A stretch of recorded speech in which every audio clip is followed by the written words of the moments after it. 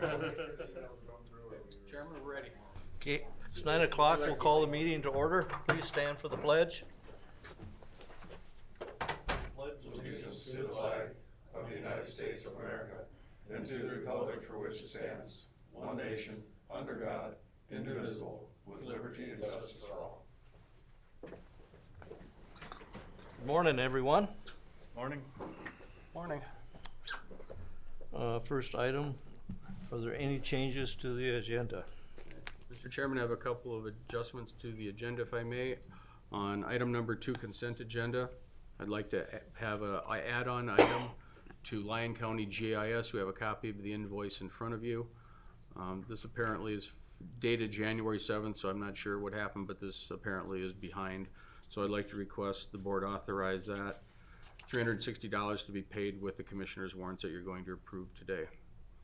Also, at 10:30, Nick is here. He's going to come up here quick. We'll talk about the bid opening before we do the agenda. Yes. Good morning.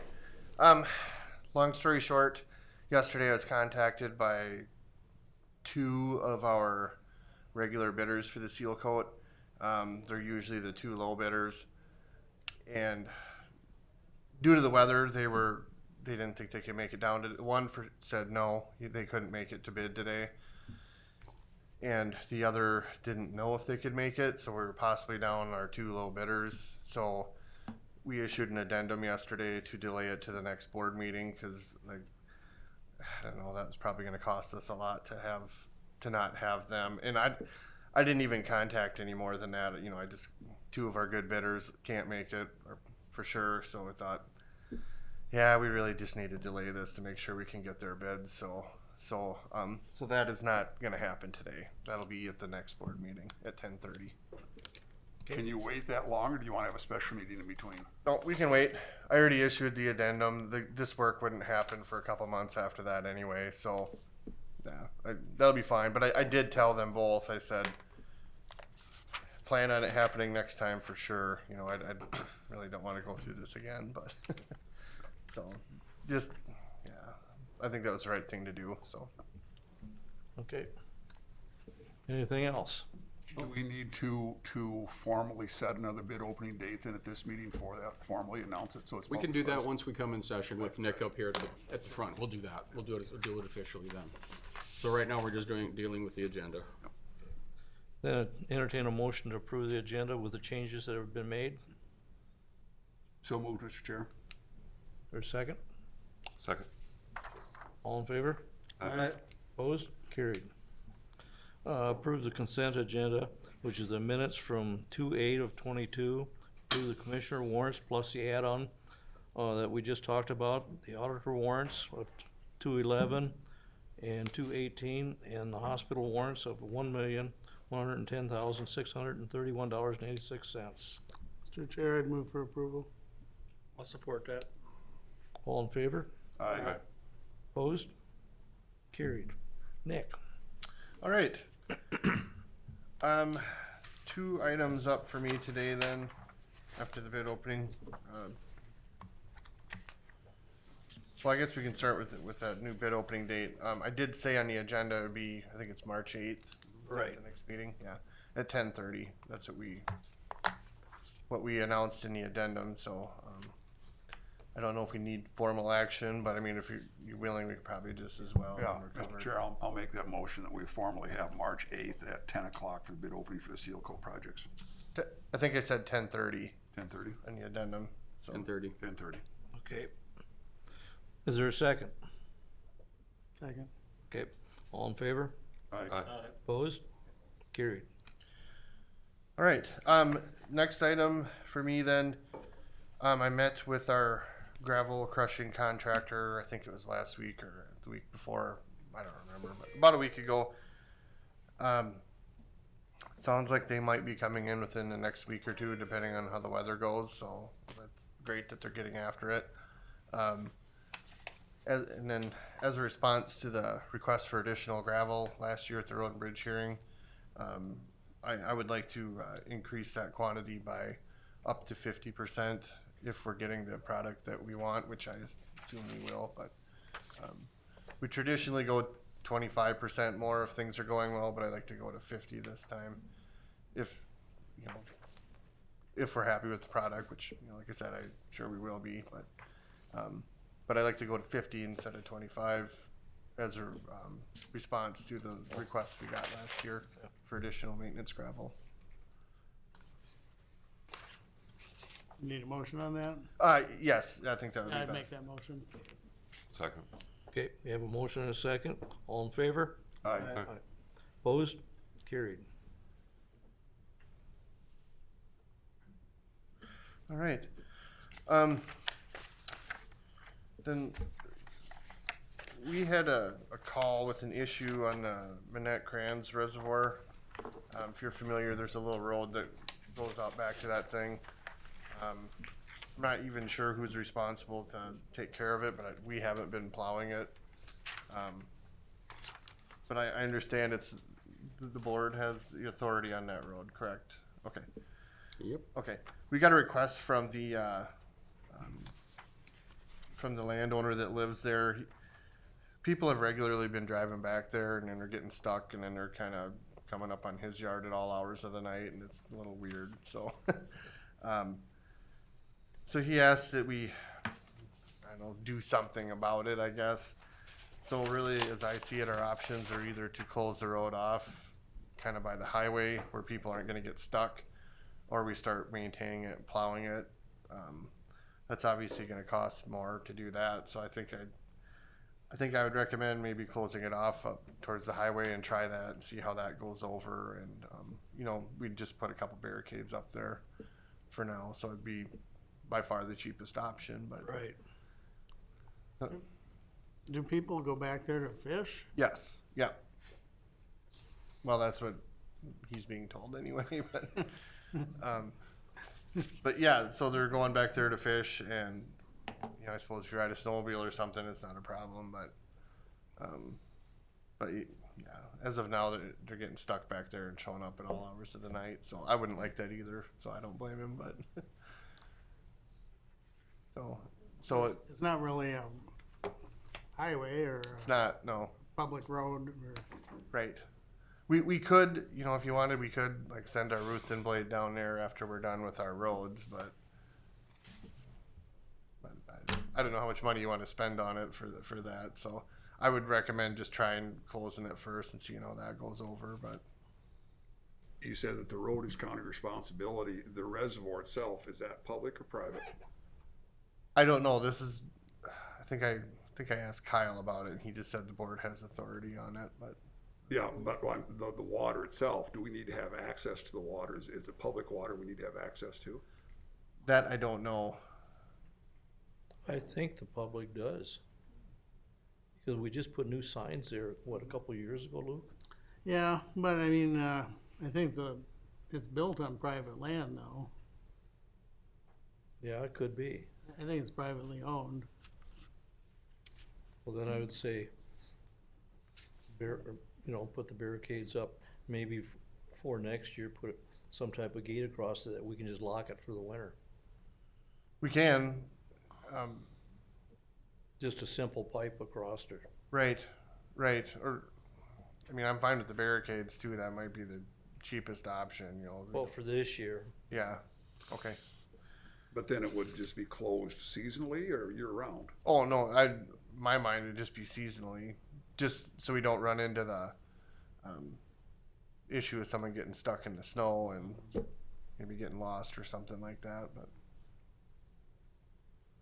Do any of our graders grade that at all, or scrape it at all, or like I who don't does that? think so, but maybe they do. I'd have to ask. I haven't talked to our blade man, but Okay, Well, Well, we- typically. I don't think so. Mr. Chairman, we're responsible for maintaining the dam, the structure, the grass, weeds, all of that. We have costs and we do pay that, and Tom Sando comes in and sprays annually, just like he does the ditch.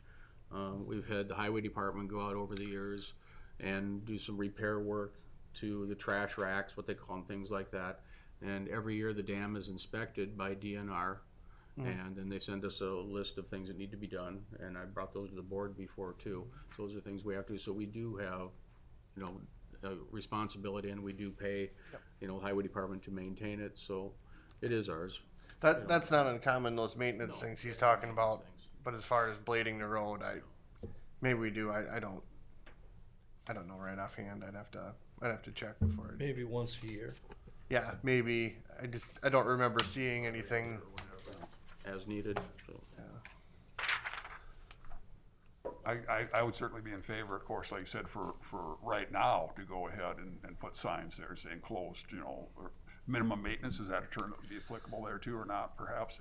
I thought about that, but I don't know that that's really gonna stop anybody. I'm afraid that they're still gonna just go for Right, it and it's gonna right. happen. I've seen signs where, like minimum maintenance road, no snow removal. I'm guessing that's not gonna stop anybody. They're still gonna try and we're still gonna have the same problem versus if we have barricades with road closed signs on them. You know, you have to move one to get around it or something like, Guess well, what? That isn't gonna stop them either.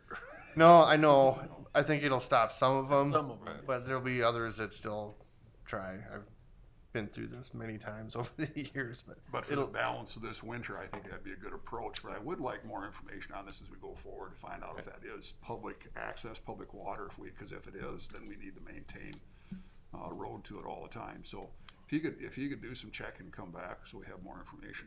We'll check with Carrie Netsky on it. She's the one who sends us all the letters on it and everything through area two. Yeah. But I can certainly understand that the property owners don't like being bothered all the time too, absolutely. Right. So, right. Well, entertain a motion then to temporarily close it for the year with barricades. I'll make that a motion. Okay, is there a second? I'll second that, and then again with the caveat that you bring more information to us. Yep, sounds good. We can do that. We have a motion and a second. Any further discussion? Not, all in favor? Aye. Opposed? Carried. All right. Well, that's all I had for today. Unless anybody else has any questions for me. Letting us off pretty easy today. All right.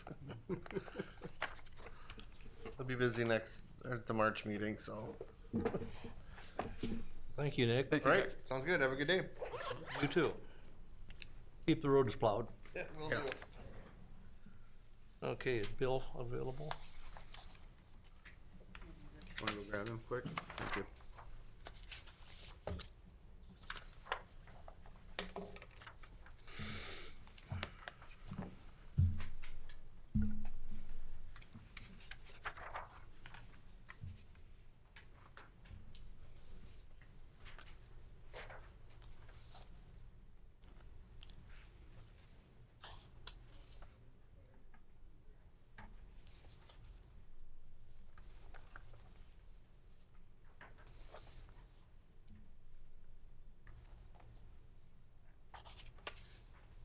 You're up, Bill. There's Bill. Good morning. Morning. All right, I kind of have a boilerplate kind of deal. We need to have a board ratification of our maintenance agreement for our IFS product, and we do that through MCCC. We paid the bill, now we have the formality of having you guys say it was okay to pay the bill. Mr. Chair, move to approve. Okay. I will second.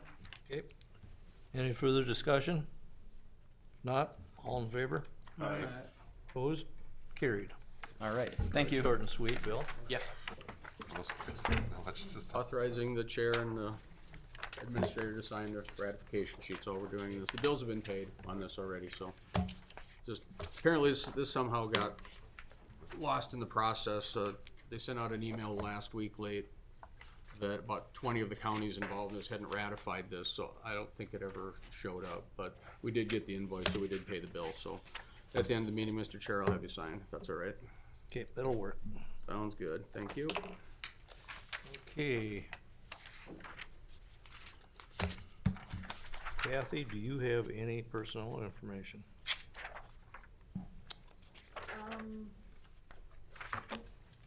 No.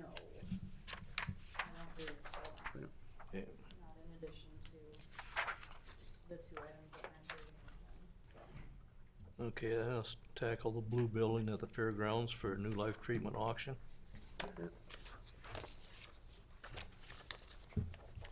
A moment, let me get to the request for board action, which is in your folder on that.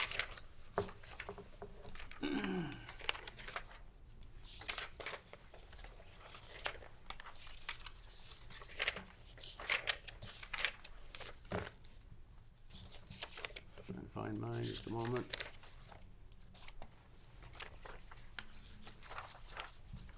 Too many piles, I guess. Thank you. I was contacted by the Director of New Life Treatment for the use of the blue building during the Pipestone citywide rummage sale, the weekend of April 28th to the 30th. They would like to utilize the blue building to host a rummage sale to benefit all the clients that stay at New Life Treatment Center for their care and their needs there. And what I quizzed him specifically, so what is it for? Is it for the building? He said, no, it's all for the people, the residents that are at the facility for treatment. So it's program material, beds, linen, furniture, personal care, that type of thing. Nothing for salaries, benefits, or other operations. It's all going back into assisting the people that are there with their needs. So they're gonna take donations for the rummage sale, sell it, and wanted to use the blue building for it. They may require some of our tables. They'll bring in racks for clothing and things like that. So it's gonna be that type of material out there. So I wanted to bring it to the board. They don't have a whole lot of money to spend on renting it. We charge like $150 a day to do it. And that's not really in their budget to do it, but would really like a larger space to do it in for low cost. So I said, I'd bring it to the board. If you don't want to do it for free, I think they could probably maybe come up with like $25 a day or something like that to do it, but it would be very minimal cost to do this. And again, this is for the benefit of people that they're treating out there with their, issues. So the recommendation would be to authorize the use of the fairgrounds blue building for New Life Treatment Center during the citywide public auction, the end of April. I'll make that a motion. And I'll second it. And as far as the fee then, does the motion include waiving the fee or with the Yes. fee? Waiving the fee completely? Yep, I agree with that. Okay. Okay, we got a motion and a second. Have you checked with the schedule? There's nothing else scheduled that would interfere with? Okay, It's open. I'm considering what they provide for the community. excellent outreach for us. And they don't ask for much. No. Okay, all in favor of the motion? Aye. Opposed? Motion carried. You wanna talk about that next item, the stipend for Steve? Yes. And that is a board request too. Where did all my stuff go? Somebody shuffled your Having a bad papers. day, so forgive me, so. But at any rate, former auditor treasurer Steve Weitz has been helping auditor treasurer Amanda Sandy go through our trial balances. And what they're trying to do and are doing is bringing everything back into balance. We've had issues of our trial balance accounts not balancing out correctly, and also our distribution of tax monies not balancing out correctly back to the funds. So they've had Steve coming in to help with this. And this is very similar to what we did when Sandy took over as the deputy auditor one. We had Janet come in and help her with that, help her learn some things. And Steve is a good educator for this. He knows the systems and what we do very well here.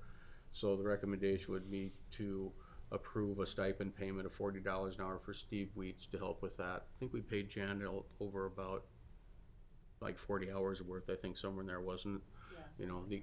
Something like that. So obviously it's not going to go on forever, but she's just trying to get everything balanced out. And that's the reason you aren't seeing your monthly treasurer's reports yet. She doesn't want to bring those in until they're balanced to the penny and everything's where it needs to be. So that's what they've been working on. So the recommendation would be to authorize the stipend payment for Steve Weitz to help during this transition as Amanda's learning the treasurer's office functions. Mr. Chair, I'd like to make that motion that we approve that, and also add that we're very fortunate that Steve is willing to step in and help with us as well too, so. I'll second that. Okay. And really, when the offices change, we should really do that type of deal anyhow. Well, Mr. Weitz was open to doing that after he retired. It just wasn't taken up, the opportunity wasn't taken up before. Right. I think this is a great opportunity. Yep. Okay, all in favor of the motion? Aye. Opposed? Carried.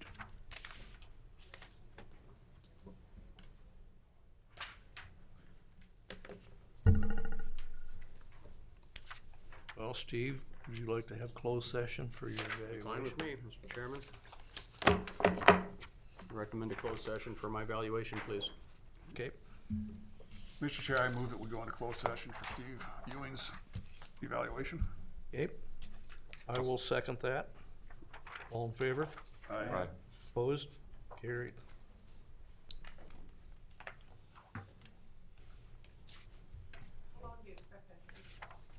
Oh, probably 3 hours. Just a few minutes. It won't take long.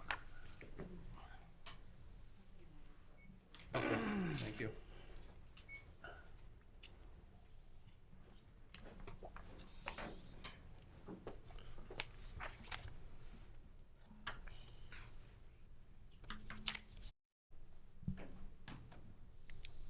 All right, we're back on.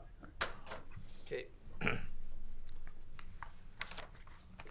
We're back in regular session again, and with that, I guess I would make a motion to accept Steve's evaluation and a step increase that is recommended. I'll support that. Any other discussion? Not all in favor? Aye. Opposed? Carried.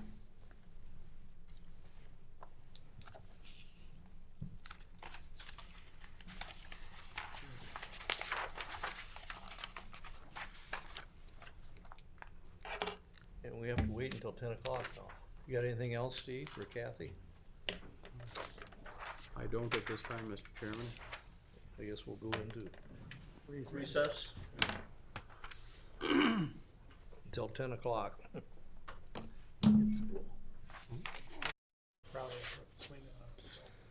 Okay, we're back. Okay, come out of recess, back into session.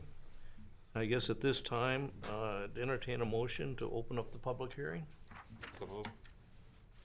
Is there a second? Support. Okay, all in favor? Aye. Opposed? Motion carried. We are now in the public hearing portion.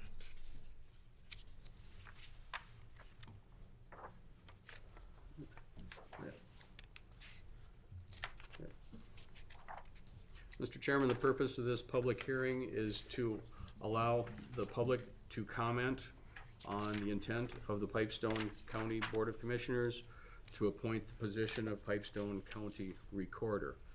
Again, it's 10 o'clock. We've complied with the requirements of state statute. We have published the notice in our newspapers for 2 consecutive weeks, and we're due to have the public hearing at this time. And the reason this is occurring is because we have been notified of a vacancy in office due to the retirement of our current county recorder effective March 31st of 2022. So at this time, Mr. Chairman, it would be appropriate to take comments from the public if there's anyone that wishes to speak. Okay. Anybody from the public? Roger?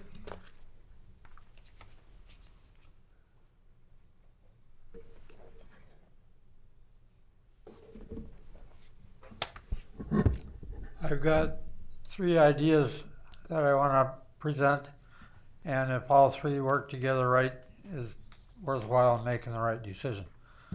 Last time I was here was when you wanted to vote yourself to take responsibility for the treasurer auditor position, and I didn't know all the problems going on. And after I'm done talking today, I know there's things you know that I don't know too. So if there's other things you have to consider beside what I say, that's totally right. So I still have some heart for being able to vote for positions. And last time, as I found out, there's times you do have to take control and straighten out a problem. And I think there is room for improvement in the management structure, and changing the management structure is a lot more possible for the commissioners to do than for the voters to do. If there's certain voted positions, you can't change the structure by voting. What I see as a possible improvement in the management structure, for one thing, managers in America the last 30 years, their salaries went way up, and to keep some control on that when the economy went down with that attitude.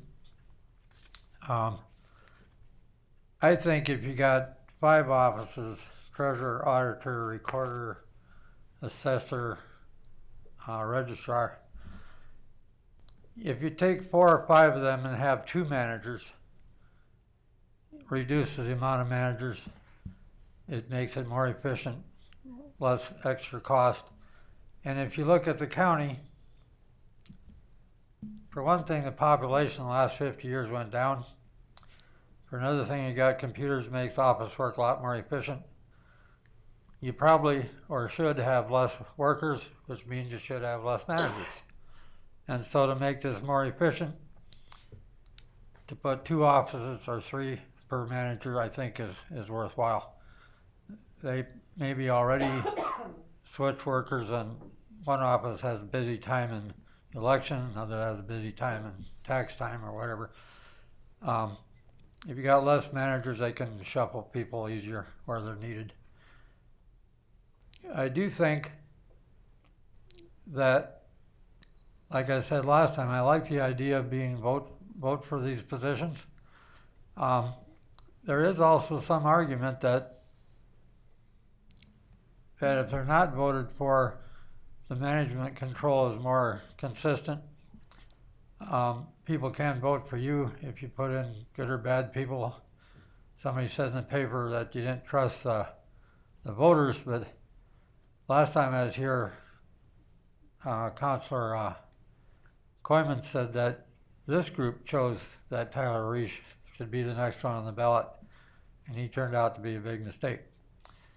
But you corrected that mistake. And I tell people whether they're got money or a position or if they're homeless, I tell them all the same thing. Excellent people are people that can correct their own mistakes. And so the fact that you could correct it is worthwhile. One of Tyler's traits I seen listening to him here last time is he refused to correct mistakes. He didn't get his credentials. You heard about a mistake in his office. He refused to look at that. And so when you do correct mistakes, but it's a little risky to say the voters are too dumb to know what they're voting for. Everybody can make a mistake, and voters can correct their mistakes too. So I think that if you take control of all these offices and rearrange the management structure to a more efficient, streamlined system, and then in the same vote, decide that in 24, the voters can decide if they want the vote back. That's a good check and balance. If people like the way you run it, they can keep it that way. If they like the way the changes you made, but they still like you, they can vote their vote back and vote you in if they like the way you made changes. And so then the voters are going to have to decide if they like one system or the other. And if you've made changes that work better, good for you and good for the county. That's basically everything I'd say. Thank you. Thank you, Roger. Mr. Chairman, I do have an email that was sent to the commissioners through Commissioner Wildermuth from resident Gary Gillen, and requested that this be read into the record for the public hearing, so I'd like to go ahead and read that if that would be all right. Yes, go ahead. Gary wasn't able to be here today. He wanted to be, but he just couldn't be here today, so he asked if we could read this, so. Correct. So his statement is, and I'm quoting him by reading, "I personally don't approve of silencing the voice of Pipestone County residents by making the county recorder position appointed rather than elected. In my lifetime, I can't think of one elected official that wasn't qualified or capable. In my estimation, they were always courteous and professional in serving the county residents. Please let the people's voice be heard and respected. Respectfully, Gary Gillen, Pipestone County resident." And I want to thank Gary for submitting that for us. Anybody else want to speak? I would just comment that I got some messages from Lorna Byers from Holland that she was not in favor of having an appointed position. for basically the same reasons as stated by Gary and Roger. Mr. Chair, I wasn't reached out for either for nor against. Nobody had contacted me regarding this. I have not had any contacts from anybody either way either. And again, I think, having gone through this process recently, as Roger had mentioned too, got a lot of positive feedback from that as well too. So it had to wait on both sides. So Roger, if I may ask you to recap, so generally, yeah, please. Please come up again, Roger. Thank you. Yeah. So did I understand you correctly say that you can see some benefit to be able to correct an error quicker if it is an appointed position? Did I follow that train of thought correctly? It's a whole lot easier to change the whole system. There's two different things. One is to get rid of a bad person, and the other is to change the management structure. To change the management structure, it almost has to be you doing it. You can't go and vote and decide I'm going to vote for two people for this, one person for two jobs, because they can only run for one at a time anyway. One thing I forgot a minute ago, with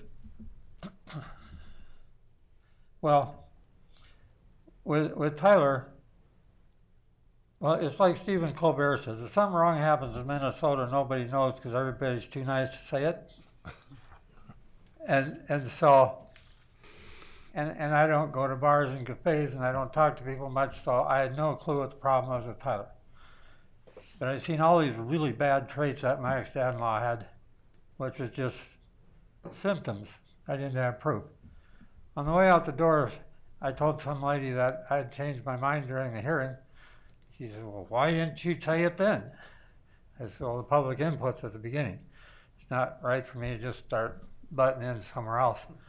And I just seen symptoms. I didn't know any facts. I seen the symptoms my ex-dad-in-law had, and he was terrible. And then a few months later, I go to the assessor's office to check the square feet of my house for the insurance. And I had mentioned to some of you in a letter that Chad should have someone to check with the women in the courthouse, see if he's a problem for him. And there's two people working there, and the one says, he's right, you know. And the other one says, shut up. So, if you ever consider Mrs. Braun for a manager, she's not going to tell you what's happening. She wants to cover stuff up. And so, yeah, and then I went to the lumberyard and I come at the last, they're ready to close and whole row, all the workers stand in a row. Half a dozen 30-year-old guys all get scowls on their face.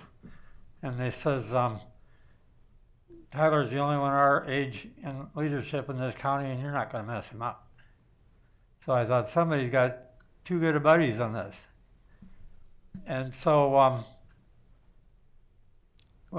you know, everyone, and I bought a roll of insulation covered with plastic, and he says, I'll meet you out on the sidewalk instead of staying in the building. So he gets out there and he had a rip in the top of the plastic and he held it under the corner of the roof. It was raining a little, and he plops my insulation on the sidewalk with water in the top. He says, there's what you got. You shut up. So Tyler had some buddies on this. And when people don't hear about it, of course they think that everybody's been wonderful. And some of these things, it's hard to find out about it because it's private problems and people don't say it. And, you know, one lady in the courthouse thought it's a problem, another one wanted to cover it up. You got different reactions from different people. So I think anywhere you're going to find good and bad people, and to be able to figure out where the problem is isn't always easy, but when you do figure it out, you know, you have to do something about it. I think Yeah, I still like the idea of voting for things, but I think to have if things like that happen more than I know, it might be necessary for control the whole thing. If that don't happen very often, then we vote for things. Voters sometimes word of mouth hear about things too. When Ben Denton was running for county attorney, he had a fair booth, and he says, I'm going to straighten out problems in the courthouse. Well, after the election, I says, it looks like people voted on that. Oh, no, that wasn't the issue at all. He wanted back way away from the court having problems. I says, I looked at the voting results. In some precincts, you got twice as many votes percentage as other precincts. And I think there's certain places the neighbors know there was a problem from the court and other places they don't. And lawyers don't want to irritate a judge or say a judge is wrong because they lose their cases. I mean, there are good judges and bad judges on this too. There's people that are control freaks for their own position, and there's people that just use their power to do what's right. So if you use your power to do what's right, if there's more or less problems than I know of, you might make a different decision than I would have guessed. So I hope you have wisdom on it. It's when you're the top elected officials in the county, you got to keep an eye on what's happening and do what you can to keep it right. So, was there more to your question than that, or did I say more than your? No, it's fine. And so just to clarify more, because again, you talk about, old history. It used to be before we had an administrator, it was the 5 commissioners, and the 5 commissioners would work with all the department heads all the time. So basically, every department head had 5 bosses. So as through the years where we made the change and so forth, and now the 5 of us then oversee our administrator, and our administrator works intimately with the department heads. So am I hearing you say that you like this way better? Because if there is something that needs to be worked on, it can be addressed quickly. Whereas if those department heads are all elected, then it'll be 4 years before another vote comes around. Well, there's votes on the commissioners, and the vote takes a while, whether it's a department head or you. I think with our government basically started with checks and balances, having total control in one little group doesn't have as much checks and balances. But like I said, if you've seen long run how it works one way or how it works another way, you may have your opinions worth hearing. One other thing I forgot a while ago was the idea of an auditor and treasurer being in the same position. That's huge conflict of interest because the auditor checks the books. And if the auditor's checking himself or herself, that's a conflict of interest. When I talk to government auditors, they totally change the subject. I've talked to the state auditor, I've talked to auditors in different areas. They'll switch to, the auditor does the election. Well, they do that too, but if you don't have an argument why it's not a conflict of interest, and if you're changing the management structure, you can make the treasurer in charge of the recorder and the treasurer auditor and the auditor. You can move this around so you don't have this conflict of interest between the auditor and treasurer being the same problem. I took a lot of accounting classes. I'm one course short of a degree in accounting. And this conflict of interest thing is a huge problem. In '90, I was taking a class, took some accounting classes at Augustana, and Professor English says there's going to be problems. The accounting AICPA that makes the rules for accountants had decided accountant could become a consultant. They could do your books and they advise you on business management and do your books again and show you they did a good job. He says there's a conflict of interest going to be a problem. When I heard a speaker at Rice University, this 80-year-old accountant says the last 20 years, which is 20 years since that rule change, he didn't say the rule change, but it's Professor English said it was going to happen. He says we're no longer seen as being honest. accountants. And he was on board with the AICPA, he's professor, he had his own accounting firm. And he's seen a change once you let conflict of interest rule. And so I think making treasurers and auditors the same person is a huge conflict of interest. And so the person that has the auditor office, they got one or two other offices that should be offices that don't handle much money. So to take away that conflict of interest. And so to separate, I don't know the current treasurer auditor, I don't have a clue if she's better at auditing or treasurer. I mean, there's similar talents needed.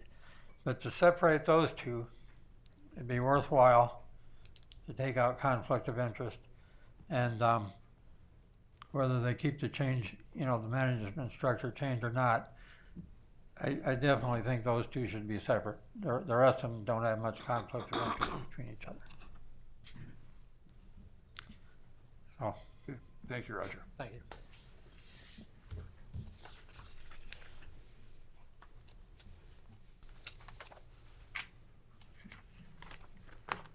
Look like we have anyone else.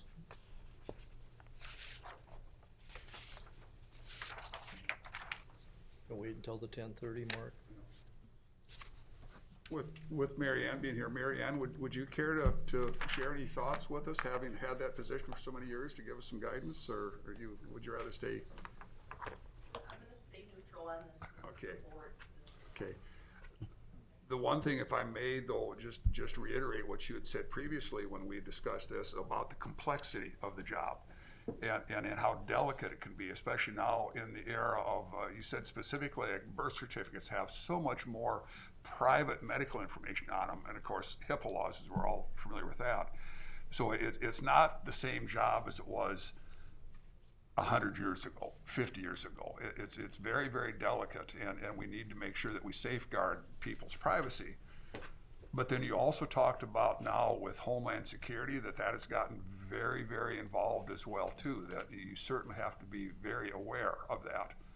I was just telling Steve, we had our Mako Winter Conference last week, and one of the things that they talked about is that their records will be going digital. The birth certificates will be going digital, marriage licenses, driver's license will be coming digital. And in fact, I said to Steve, in October, there will be 2 pilot counties here in Minnesota that will be doing same-day driver's license. Yeah. So I think all of the paper is going to go away. I think passports will be coming digital. Everything is, we're moving to a completely different world. It's going to be doing away with papers and books that you have to carry. And like I said, Minnesota is piloting 2 counties beginning in October for same-day driver's license. And Roger had mentioned computers and about the efficiency of computers, which yes, they are efficient, but yet you've lived through this transition and they're only as efficient as the information you put in them. Correct. So it's very, One of the biggest things is the e-reporting. They can file and prepare a satisfaction mortgage in Florida at 9 o'clock, and 5 minutes later, we've received it for filing. Before we had to wait, they had to cut us a check. It's all ACH payments now with the e-reporting. I truly believe that we will be going the same way as the court system. They will do away with any paper filings. There is talk about coming out of Hennepin County. They would really like to see nothing but e-recordings. And it makes more work for the auditor's office and the treasurer's office because of the ACH payments, things of that nature. But yes, the job has changed since I've been here. so if you had to write a job description for what you've done these last 35 years, it's not a one-line job description, not by any means. Just the security alone, I don't know how other offices do, but if we step away from our desk, it's locked. It is nothing for us to lock our desk 25, 30 times a day. We can take a document down the hall, take documents, do whatever, step away. It's just the security alone for the birth and death certificates has really grown. It used to be anybody could come in and get someone's birth certificate, and that's not the case anymore. now have to be an authorized requester and have a tangible interest in the record. When I started, the funeral director actually typed the death certificate, mailed it, or drove it over to the doctor who signed it, put a cause of death on it, who then mailed it to the courthouse, and we actually filed the document, and then once a month sent it up to the Department of Health. It's all electronic now. There is no per se birth certificate or death certificate. It's simply data in the database until someone requests it. And hadn't you told us that there's been instances of people trying to assume somebody else's identity? Correct. So it is a realistic threat.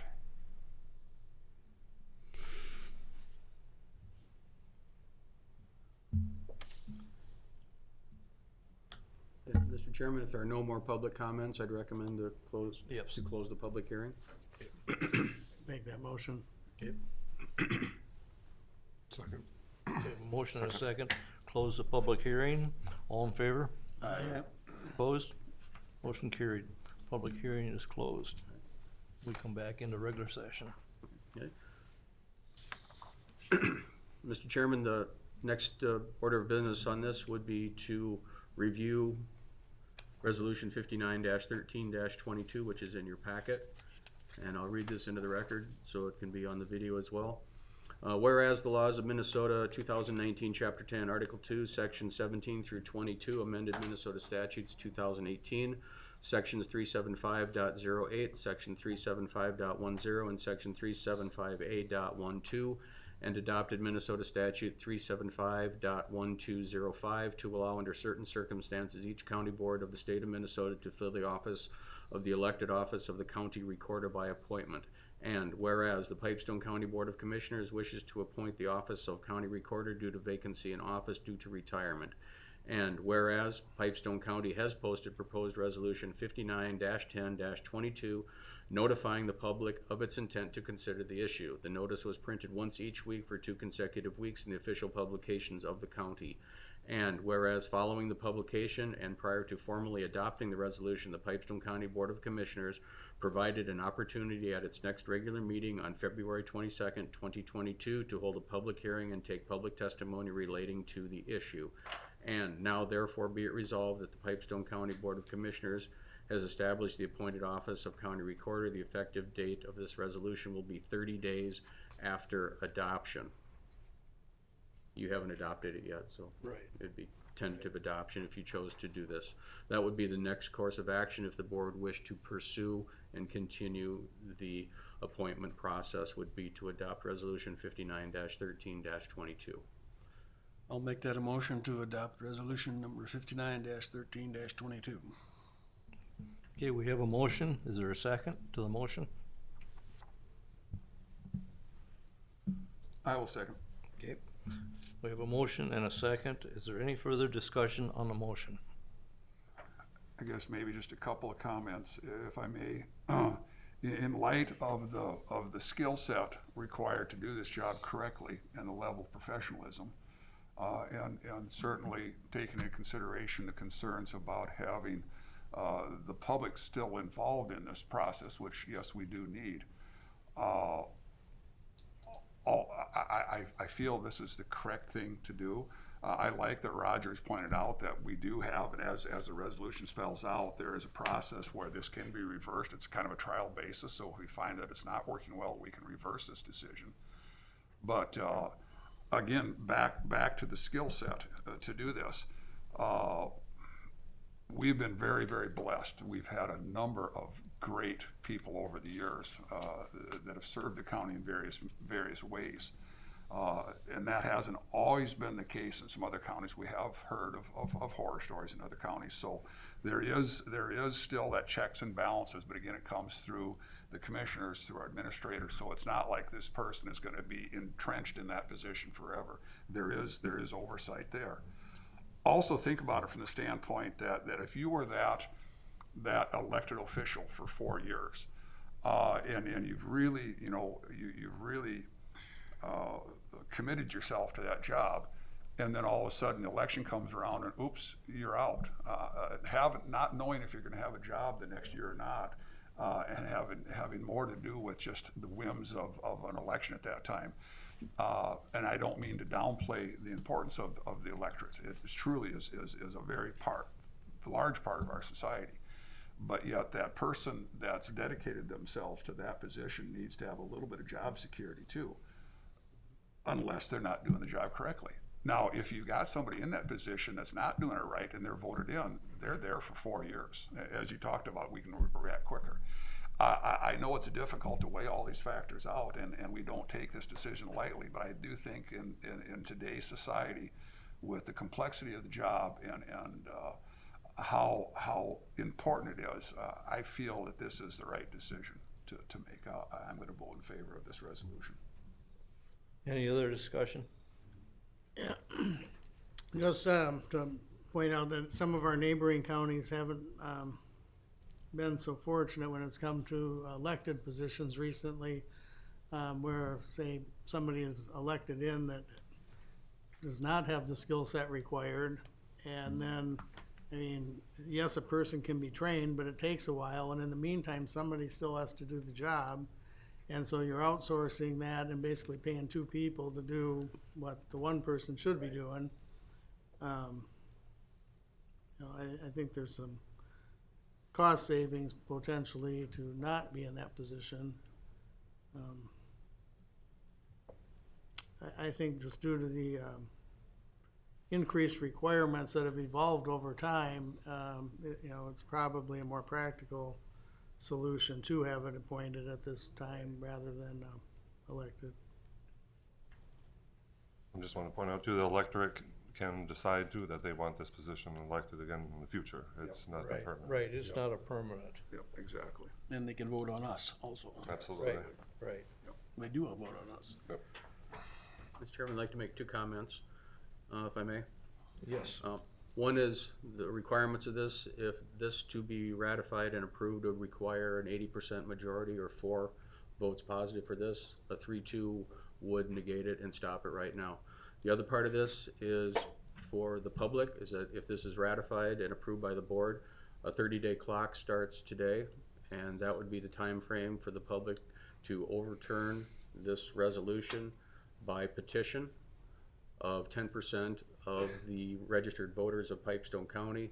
And as of our January 3rd check of voting records, there are 5,395 registered voters in Pipestone County. So 540 voters would need to sign a petition to stop this. And they would have 30 days from today to stop this, and that would take us to March 24th. Okay. Thank you. Any other comments?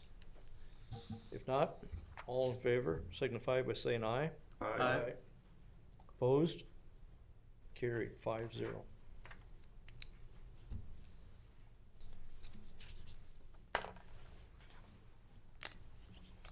Thank you, Roger, for coming in. Appreciate that. And appreciate Gary's comments as well, Thank too. you. Yeah. Okay. Moving on, we have County Attorney Demain and Amanda, Auditor Treasurer. Now we're going to talk about redistricting. Fun topic. Necessary. We won't have any conflicts of interest Yeah. here, will we? No bid opening. We can postpone that till March 8th. They're sitting by each other. Okay, we're safe. That's a pretty big file you have there. I believe it goes back to 1980s, 82. So, yeah, it's got a little bit of information in it. Who wants to start this subject? I guess I can start too. What you have in your folder here is to approve our 2022 County Redistricting Committee and get background information from County Attorney Demain Sandy on this. This only rolls around once every 10 years, so I have not been through redistricting before. I don't know how many board members are. I know Amanda certainly has not been through it before. So just figure we'd better bring everybody together, get it figured out, because our timeline is tight to get this done. Have this done, I believe, by the end of April. So Yes. Yeah, so, correct, right?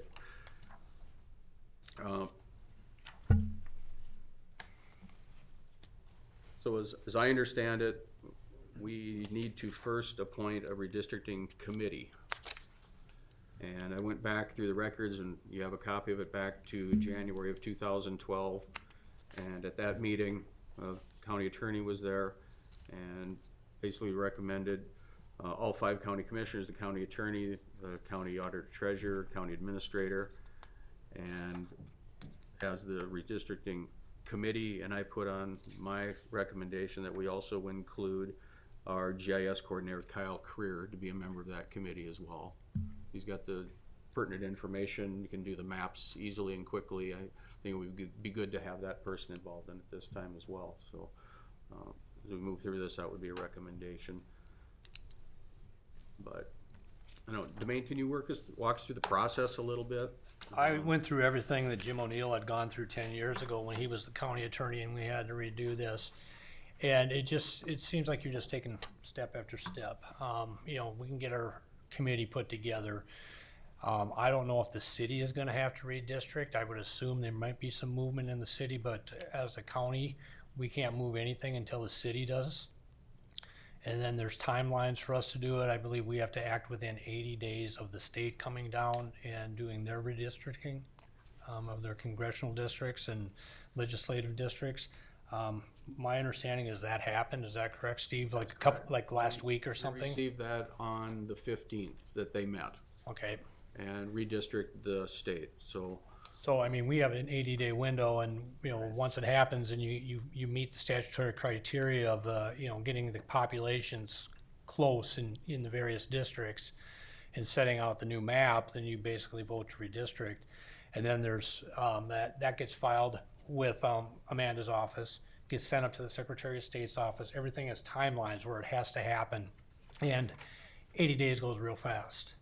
So, but right now, you as a board and the committee that's gonna be set is gonna be waiting on the city and see how fast they can move. So that's gonna be our first thing, waiting on the city. And I know, I think, Steve, you had kind of penciled some numbers and looked around a little bit, and you kind of have a general plan of how to get it to, so we can get all the districts to be real close in population. Obviously, you can't get them to be identical, but you can get them close and then maintain the, you know, intent of the statute of keeping cities together to the extent they need to be and the townships together. And Yeah, there's, basically you take the population, divide that by 5 to figure out what it is for each commissioners, and then look at the districts you have now and see where we're at, which I penciled together. And an issue that we're seeing at right away, and talking to Amanda about it too, is District 2, which is Chairman Nath's, right now is low. We're below the 10% threshold, low on that district. And Dallas's District 3 is high, but within the 10%. So we do have some issues to deal with there, and that's what the redistricting committee will take a look at, all of those districts of the commissioners, come up with a plan of how to bring this together. But County Attorney Sandy is correct. We need to wait at this point to see what the city is going to do with the districts. They have to redistrict the city first. that's right. Have you had any contact with the city administrator to see where they're at? I notified them by email a week ago to remind them that they had to do redistricting, and I think possibly they may have forgotten we needed to do this, but they are aware of it now and will be working on it, so. Okay, and then I believe, you know, once they start moving on their process and we know where they're at, then our next step as a county is to give notice. And there's published notice in the legal newspaper, 3 weeks of intent, and that's just all statutory is how that's set out. That's 375.025 subdivision 1 that states what has to be in the notice, and that the county is thinking, you know, considering redistricting. So once that notice is done, you have your public hearing. You know, I think that they recommend, what I've read on some of these, you know, other county or the Secretary of State's website, they recommend actually reaching out and inviting various people from the townships and the communities to have them come in, put their 2 cents in if they want. So it's not a bad idea to have, more people present when you're actually gonna set it down, so everybody can be certain that everybody's voice is gonna be heard. Yeah, I did find in my file too, a copy of a letter that was sent out 10 years ago from the redistricting committee to all the townships and cities, inviting them to the meeting as well. So, first thing we would need to do today is authorize the redistricting committee. Right. And then second thing we would need to do is set a date for that redistricting committee to meet. Need to do that, those first two things we have to do. And I did get a hold of Kyle Creer and have him go ahead and run the census blocks, because that's information that's already out in the GIS information on the Secretary of State's website to see where the city is right now. I have their total population, but I don't have the breakdown between Districts 4 and Districts 5 yet. So I need to see that where we're at now to see if we're gonna be within the 10% area, see if there's any changes at all. The number of number of census different from 10 years ago, I believe was 95 less. So it was not a large number, is that right, Amanda, is that what I had? I think I have 102. Okay, 102, right in that area, so, That's in the city? yes. Okay. So they've had a slight reduction in population. So, In your research, Steve, does the statute have any recommendations as far as the size of the committee or what makeup of it is? Will we be in compliance with this proposal? oh, absolutely. Okay. Yes, that's where we need to be. We want to make sure that all commissioners are involved, all the pertinent, the county attorneys there, the county auditor treasurer's there, administration. And again, I added in our GIS person, Kyle Kerr, to be in that as well. Right. So it's the County Redistricting Committee is what it's called. There is something in the statute, I believe, if we screw it up and don't do our job, then the courts can establish a redistricting commission because we didn't do the job needed to be done. But this is the committee, so no reason we would ever have to go down that road because we're, as a county, going to do our job and get it done. So apparently there must have been history back in the day that somehow a county said, we're not doing this or whatever. But this is the first step. This is the first step today is we need to approve the redistricting committee, so. And then Mr. Chair, I'll secondly, make we need, that. go ahead, I'm sorry. I'll make that motion that we appoint these 9 individuals. So it'll be the 5 county commissioners, the county attorney Sandy, county treasurer auditor Sandy, county administrator Ewing, and county CSI coordinator Creer. So these 9 individuals, I'll recommend that we make this the committee. Okay. Second. Okay, we have a motion and a second. Any further discussion? All in favor? Aye. Opposed? Motion carried. Now it's just a matter of setting a date. Correct, that would be the next thing is when we want to have our first meeting. In that meeting, we would send out a letter to all the townships and the cities to attend the committee meeting. So I would recommend we do it in an evening. You have any idea when the city of Pipestone's gonna take this up? I don't, but as soon as, the first thing we need is their population, so we can take a look at where we are high and low on that within the 10% range. So we don't have to have their numbers to have the meeting. And then you'll post these on the website because it's Oh, a absolutely. regular posted meeting. Post on the open meeting. website. Yeah. It'll be a public hearing, Yeah. public meeting, so we'll put it out for the public. It'll be for the newspapers as well, so. Yeah. Just another public meeting, much like we do the Board of Equalization and Appeal. So, Do Monday nights normally work pretty well for most? That's what I was thinking, like the 7th. Or 14th? you have a Monday that, let's see, what, March 14th, that would work, I would think. Does it have to be noticed a certain amount or? No. No, we just need to give people plenty of time to plan to attend. The most important What part time of were that, you thinking, Steve? like 7 o'clock. Oh, okay, yeah, that worked out. I've won 3 in the afternoon, but. No, we'd do an evening on that. And if we go with the 14th, that'll give the city time for them to get theirs, instead of trying to move it up a week to the 7th. So, okay. Sounds reasonable. Cause don't they meet on the 7th? Are they the first or are they the second Monday of the month? First and third, First and third. generally first and third they meet. So then that 14th would work well for them as well too, so. Okay, I entertain a motion to make it 14th. I'd make that motion at 7 PM on the 14th. Okay, And I'll second. okay, And it'll be here? Yes, in the courthouse. Yeah, we'll have it in the courthouse. We probably will meet in the community room. That's a bigger room. But when you post a meeting, we have to decide which room it is to post a meeting, don't we, or isn't it that formal?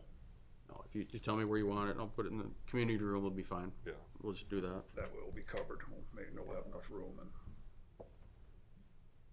Okay, we got a motion and a second on the table to have the meeting on the 14th at 7. Any further discussion? Not, all in favor? Aye. Opposed? Motion carries. Okay, That's all we can do for today, right? That's all you can do for today. that's today.